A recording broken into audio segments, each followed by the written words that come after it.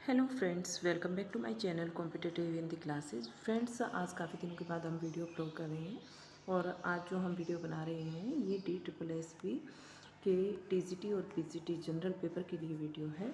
इसमें हिंदी का पोर्शन आज हम पहले देखेंगे।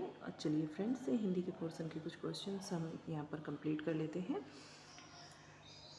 रेखांकित शब्दों के उपयुक्त विलोम अर्थी शब्द के द्वारा वाक्य में रिक्त स्थानों की पूर्ति करें। जीवन में डैश और विरक्ति के लक्षण तो आते ही रहते हैं। तो जीवन में किसके लक्षण आते हैं? विरक्ति और अनुरक्ति। इसके विलोम बोलेंगे यहाँ पर कि जीवन में अनुरक्ति और विरक्ति के लक्षण तो आते ही रहते हैं। चलिए आगे देख लेते हैं। निम्नलिखित में से उचित क्रम में व्यवस्थित वाक्य का चयन कीजिए। देखिए, जो इसमें व्यवस्थित वाक्य होगा तो इसके लिए हमें तीनों ही वाक्यों को पढ़ना बहुत जरूरी है। प्रत्येक वाक्य में व्याकरणिक नियमों में बंधा होता है। प्रत्येक वाक्य में व्याकरणिक नियमों में बंधा होता है। प्रत्येक शब्द क्या बंधा होता है? प्रत्येक शब्द, तो ये तो मुझे ठीक नहीं लग रहा। प्रत्येक शब्द व्याकरणिक नियमों में बंधा होता है, ये भी मुझे कुछ ठीक नहीं लग रहा। आप देखिए, चलो आगे देखते हैं। व्याकरणिक नियम में बंधा होता है प्रत्येक शब्द प्रत्येक वाक्य में। चलिए अगला भी देख लेते हैं। प्रत्येक वाक्य में प्रत्येक शब्द व्याकरणिक नियमों में बंधा होता है, ये ठीक है। इसका ये शुद्ध है, सही है। देखिए, बाकी के जितने भी ऑप्शन हैं वे ठीक नहीं है। चलिए आगे देखते हैं। जब किसी उक्ति के समर्थन का कारण बता दिया जाए तो वहाँ कौन सा अलंकार होता है? वहाँ काव्यलिंग अलंकार होता है। और काव्यलिंग अलंकार जो है, इसका एक उदाहरण ये भी है कि मेरी भव बाधा हरो राधा नगरी सोई, जा तन की झाई पे श्याम हरित तुति हुई। ठीक है, इसमें प्रशंसा की समर्थता का कारण दूसरे वाक्य में बताया गया है। जो प्रशंसा है, जो हम प्रसन्न हो रखे हैं, प्रशंसा की गई है, तो उसका जो कारण है वो दूसरे वाक्य में बताया जाता है। किस छंद को मानहरण या फिर कवित्त छंद भी कहा गया है? कवित्त छंद किसको कहा गया है? घनाक्षरी को कहा गया है। चलिए आगे देख लेते हैं। देखिए, घनाक्षरी के विषय में हम पढ़कर चलते हैं। यहाँ पर घनाक्षरी जो छंद है, इसमें 31 वर्ण होते हैं और ये जो 31 वर्ण है, यानी कि पहले वो जो हमारा एक पहला और दूसरा चरण है, पहला और दूसरा चरण, उसमें 8 वर्ण होते हैं। तीसरे और चौथे चरण में 15, 8 और 7 वर्ण होते हैं, यानी कि टोटल 15 वर्ण होते हैं। इसको यहाँ पर देख लीजिए। सहज विलास हास पिए की हुलास तजी, यानी कि 8 और 8 16। ठीक है, यहाँ पर 16 वर्ण है। दुख की निवास प्रेम पास पारियात है, 8 और 7 यहाँ पर। पहले तीसरे वर्ण में 8 और चौथे वर्ण में 7। चौथा जो इसमें चरण है, उसमें 7 वर्ण होते हैं। टोटल 15 वर्ण हुए। नेक्स्ट जो हम क्वेश्चन देखने वाले हैं वो है, देखिए, जो नेक्स्ट क्वेश्चन है हमारा, इसमें हमें ये बताना है कि जो रिक्त स्थान है इसमें क्या सही वर्ड है। 10वीं की परीक्षा में कतिपय विषय वैकल्पिक है, तो कतिपय क्या है? कतिपय एक वैकल्पिक है, तो दूसरा क्या होगा? अनिवार्य होगा। यहाँ पर अनिवार्य आएगा। अनिवार्य is the right option. Next हम देख लेते हैं। दोहा छंद का उल्टा क्या होता है? तो दोहा का उल्टा सोरठा होता है। देखिए, हमें मालूम है कि दोहा छंद के प्रत्येक चरण में कितनी मात्राएं होती है। पहले और तीसरे चरण में 13 मात्राएं, दूसरे और चौथे चरण में उसमें 11 मात्राएं होती हैं। ठीक इसका उल्टा सोरठा होता है। सोरठा के विषम चरणों में 11 मात्राएं होती हैं और सम चरणों में 13 मात्राएं होती हैं। चलिए नेक्स्ट क्वेश्चन देख लेते हैं। उपयुक्त शब्द का चयन करें कि चयन करके वाक्य में रिक्त स्थान की पूर्ति करें। उसने विवाह में आने के लिए मुझसे आग्रह किया। मुझसे आग्रह किया, तो मुझसे किस प्रकार का आग्रह किया? उसने विशेष आग्रह किया। चलिए नेक्स्ट क्वेश्चन देख लेते हैं। कुछ दिनों की शानो शौकत पर इतराना नहीं चाहिए। कुछ दिनों की शानो शौकत पर इतराना नहीं चाहिए वाक्य में रेखांकित जो शब्द है उसको प्रतिस्थापित करने के लिए सर्वाधिक उपयुक्त विकल्प कौन सा होगा? तो 2.5 दिन की हुकूमत नहीं। घड़ी में तोला, घड़ी में मासा, क्या ये होगा? 4 दिन की हुकूमत नहीं।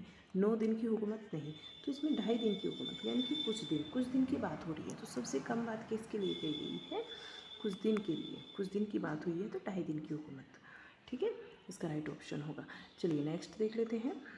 नई पीढ़ी विवाह से पहले नौकरी चाहती है। नई पीढ़ी क्या चाहती है? विवाह से पहले नौकरी चाहती है वाक्य में, और सही बात भी है। वाक्य में जो रेखांकित शब्द है विवाह करने, रेखांकित शब्द विवाह करने को प्रतिस्थापित करने के लिए सर्वाधिक उपयुक्त विकल्प कौन सा होगा?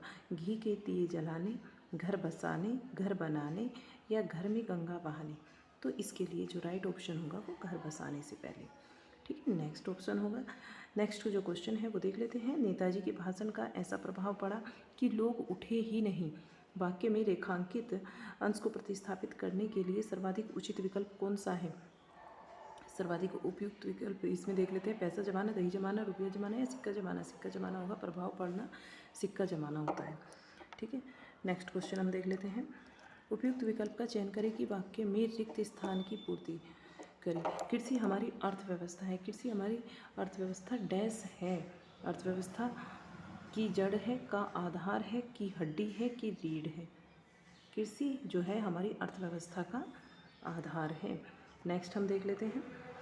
उपयुक्त शब्द का चयन करके वाक्य में रिक्त स्थान की पूर्ति करें। महात्मा बुद्ध ने लोगों को अहिंसा का दिया, क्या दिया? उपदेश दिया, आदेश दिया, सबक या संदेश? उपदेश दिया।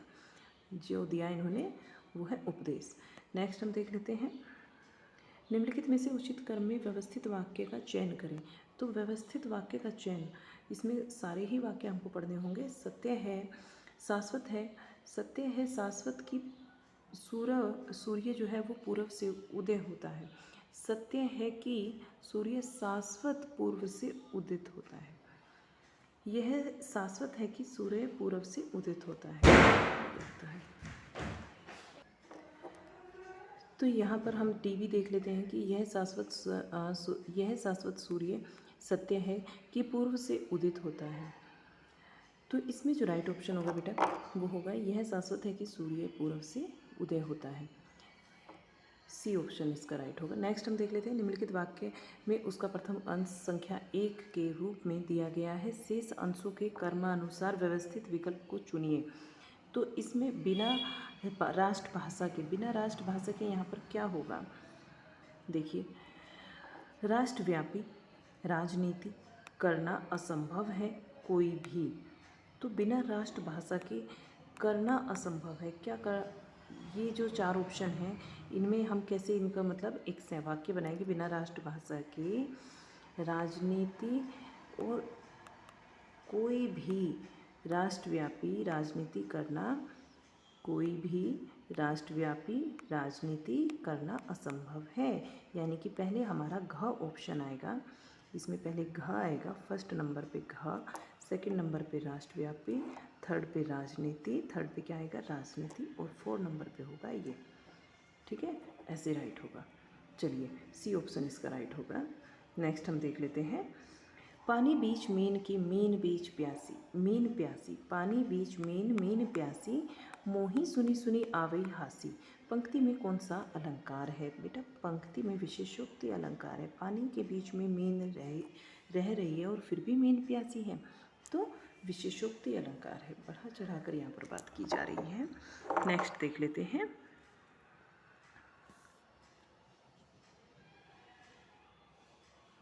बेटा नेक्स्ट जो है यहाँ पर एक पैराग्राफ दिया हुआ है, हम इस पैराग्राफ को भी रीड कर लेते हैं।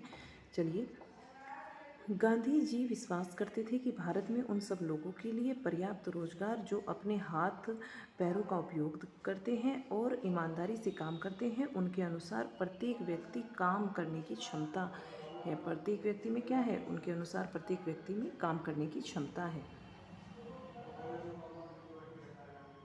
और वह प्रतिदिन भोजन से अधिक धनोपार्जन करता है। इस क्षमता का उपयोग करना निश्चित रूप में कार्य प्राप्त करना है। जो ईमानदारी से धनोपार्जन करना चाहते हैं उसके लिए कोई काम तुच्छ नहीं होता। सामान्यतः बेरोजगारी का अर्थ शिक्षित बेरोजगारी समझी जाती है और गांधी जी ने इसको व्यापक महत्व प्रदान किया है। शिक्षित वर्ग कारखानों, दफ्तरों और खेती तक सीमित है तो रोजगार प्राप्त व्यक्तियों का जो अल्पांश है। दयनीय स्थिति तो यह है कि तथाकथित शिक्षित वर्ग को महत्व नहीं देता और दस्तकारी से घृणा करता है। देश में व्याप्त निर्धनता और बेरोजगारी यही कारण है। यदि ग्राम उद्योगों को प्रोत्साहित किया जाएगा तो उन्हें ईमानदारी से चलाया जाएगा तो देश से अल्पकाल में बेरोजगारी दूर हो जाएगी। तो तो इसके हम कुछ क्वेश्चन हैं वो देख लेते हैं। संकुचित के लिए कौन सा विलोम यहाँ पर उपयुक्त होगा? तो संकुचित के लिए होता है बेटा व्यापक। बाकी के भी हम विकल्प यहाँ पर देख लेते हैं। क्षमता अक्षमता, पर्याप्त अपर्याप्त और उपयोग अनुपयोग। तो इसका जो राइट ऑप्शन होगा संकुचित के लिए व्यापक होगा। चलिए नेक्स्ट देखते हैं। दयनीय स्थिति क्या है? दयनीय स्थिति अभी जो हमने पढ़ा है उसमें शिक्षित वर्ग का शर्म को महत्व न देना, दस्तकारिता से घृणा करना, ये दयनीय स्थिति है। नेक्स्ट देखते हैं। शिक्षित वर्ग कहाँ तक सीमित है? शिक्षित वर्ग कारखानों, दफ्तरों तथा खेती तक सीमित है। नेक्स्ट, जिनके लिए पर्याप्त रोजगार मिलना संभव है, जो परिश्रम करते हैं और ईमानदारी से काम करते हैं, जो हाथ पैरों का दुरुपयोग करते हैं, जो दूसरों पर निर्भर काम करते हैं, जो अपने फ़ायदे के लिए काम करते हैं। तो इसमें जो राइट ऑप्शन होगा वो ए होगा। जो परिश्रम करते हैं और ईमानदारी से काम करते हैं, रोजगार मिलना संभव है। और किन के लिए पर्याप्त रोजगार मिलना संभव है? वो इन्हीं के लिए है जो परिश्रम करते हैं और ईमानदारी से कार्य करते हैं। चलिए नेक्स्ट देखते हैं। बेरोजगारी दूर होने का क्या उपाय है? क्या उपाय है बेरोजगारी दूर करने का? तो बेरोजगारी दूर करने का जो उपाय है उसको हम देख लेते हैं यहाँ। ग्रामोद्योग को ईमानदारी से कार्य करने के लिए प्रोत्साहित करना। ग्राम का जो उद्योग है उसको ईमानदारी से कार्य करने के लिए प्रोत्साहित करना, बेरोजगारी दूर कर सकते हैं इस उपाय के कारण हम। तो यहाँ हमारा जो है ये पूरा कंप्लीट हो जाता है। हमने 20 क्वेश्चन कंप्लीट कर लिए अपने। 20 क्वेश्चन हम यहाँ पर अपने पूरे कंप्लीट कर चुके हैं और आज का एक टेस्ट पेपर हिंदी का हम कंप्लीट कर चुके हैं। आपको पसंद आए तो ज़रूर लाइक कीजिएगा। धन्यवाद।